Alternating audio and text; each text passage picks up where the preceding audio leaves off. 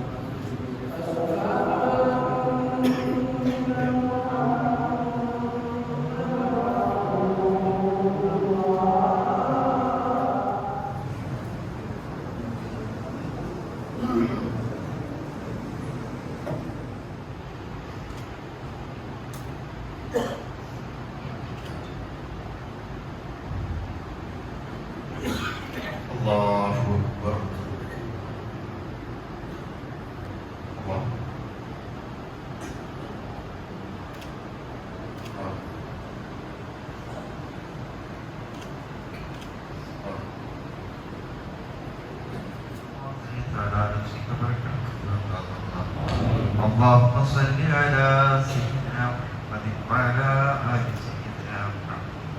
اللهم اغفر لنا ذنوبنا وخطايانا كلها، اللهم نجنا وجبنا وقنا بصالح الأعمال والأبرار. إنه لا يهدي لصالحها ولا يسلم سيئها إلا أنت، الله ربنا ولا اللهم إنا عملنا على الكتاب والسنة ومتنا والإيمان والتوبة إلى الإسلام والمسلمين اللهم انصرنا على القوم الكافرين، اللهم انصرنا على القوم الظالمين. اللهم اتنا خير الدنيا وخير الاخره، واصرف عنا شر الدنيا وشر الاخره. ربنا لا تزغ قلوبنا بعد إذ هديتنا وهب لنا من لدنك رحمة انك انت الوهاب. اللهم يسر مرادنا مراد من اوصانا بالدعاء، اللهم اشف مرادنا مراد مرضانا مراد من اوصانا بالدعاء.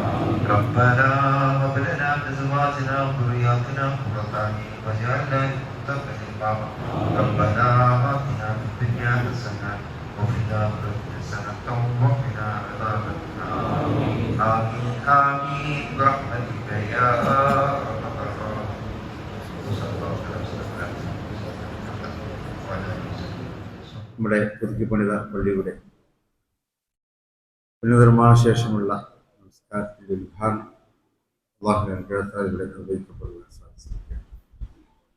ഇവിടെ നമ്മുടെ കാവി എൻ്റെ പ്രിയ സഹോദരൻ പ്രിയപ്പെട്ട ഉണ്ണിക്കോയ തങ്ങൾ എസ് ഉണ്ണിക്കോയ തങ്ങൾ അദ്ദേഹം വരേണ്ടതായിരുന്നു. പക്ഷേ നമുക്കറിയാം ശാരീരികമായിട്ട് വിഷമമുള്ളതുകൊണ്ട് ഇപ്പം ഒരു വലിയ പരിപാടികൾക്കൊന്നും എവിടെയും പോകാറില്ല. അപ്പോൾ അല്ലാഹു അദ്ദേഹത്തിൻ്റെ ആരോഗ്യത്തെ മെച്ചപ്പെടുത്തി കൊടുക്കുമാറാകട്ടെ, ആവശ്യതകൾ കൊടുക്കുമാറാകട്ടെ, ആരോഗ്യത്തോടെ നമുക്കിടയിൽ പ്രവർത്തിക്കാനുള്ള ദീർഘായുസിന് നൽകുമാറാകട്ടെ.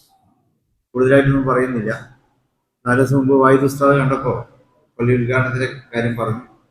അപ്പോൾ ഏതായാലും നല്ല ബൈക്ക് വരുന്നുണ്ട്, നമുക്ക് അപ്പോൾ അതിലേണ്ട് വരാം എന്നാണ് പറഞ്ഞത്.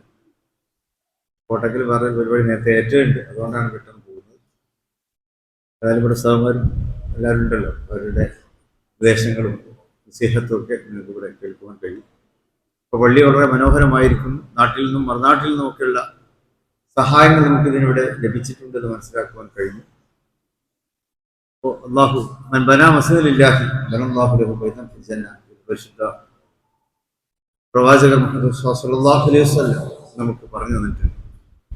പള്ളി നിർമ്മിക്കുന്നവർക്കെല്ലാം നൽകപ്പെടുന്ന ഉന്നതമായിട്ടുള്ള പ്രതിഫലം സ്വർഗീയ ജീവിതത്തിലെ വിശുദ്ധ ഭവനങ്ങളാണ്.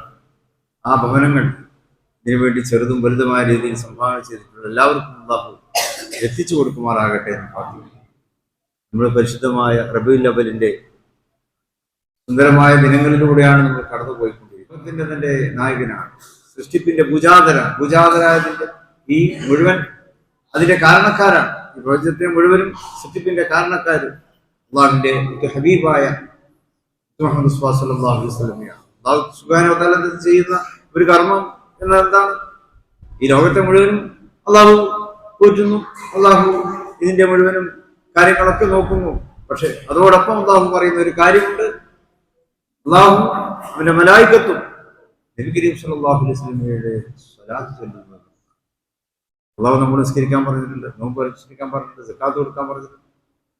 അതൊക്കെ നിങ്ങൾ ചെയ്യണമെന്ന് പറഞ്ഞു, അത് ഞാൻ ചെയ്യുന്നുണ്ട് എന്ന് അല്ലാഹു പറഞ്ഞിട്ടില്ല. അല്ലാഹു സ്വലാത്ത് ചൊല്ലാൻ നമ്മളോട് പറയുന്നു, അത് ഞാൻ ചെയ്യുന്നു, എന്റെ മലായികത്ത് ചെയ്യുന്നു. ഏറ്റവും വലിയ സർട്ടിഫിക്കറ്റ് ആണല്ലോ. വിശുദ്ധ പ്രവാചകൻ സല്ലല്ലാഹു അലൈഹി വസല്ലമയുടെ മൊയ്ജിസത്ത് വിശുദ്ധ ഖുർആനാണ്. ആ ഖുർആൻ അല്ലാഹുവിന്റെ കലാമാണ്. ആ കലാമിന്റെ ഉടമസ്ഥൻ നൽകുന്ന ഏറ്റവും വലിയ അംഗീകാരം എന്താണ്? ആ പ്രബോധനം, ഖുർആന്റെ പ്രബോധനം അല്ലാഹു ഏൽപ്പിച്ച റസൂൽ കരീം സല്ലല്ലാഹു അലൈഹി വസല്ലമയുടെ പേരിൽ ആ കലാമിന്റെ ഉടമസ്ഥൻ സ്വലാത്ത് ചൊല്ലുന്നു. അതുതന്നെയാണ് ഏറ്റവും വലിയ പുണ്യം, ഏറ്റവും വലിയ മഹത്വം, ബോധനങ്ങളും ആഘോഷങ്ങളും. നമ്മുടെ കുട്ടികളൊക്കെ പെരുന്നാൾ ദിനങ്ങൾ പോലെയാണ് വിശുദ്ധമായിട്ടുള്ള ഈ ദിനങ്ങളെ എതിരേൽക്കുന്നത്. ലോകമെമ്പാടും അങ്ങനെ തന്നെയാണ്. പഠിക്കുന്നത് എംപയർ കോളേജിലാണെങ്കിൽ ജോലി വെറും സ്വപ്നമാകില്ല. Empire College of Science, Moodal, Kuttippuram, Malappuram.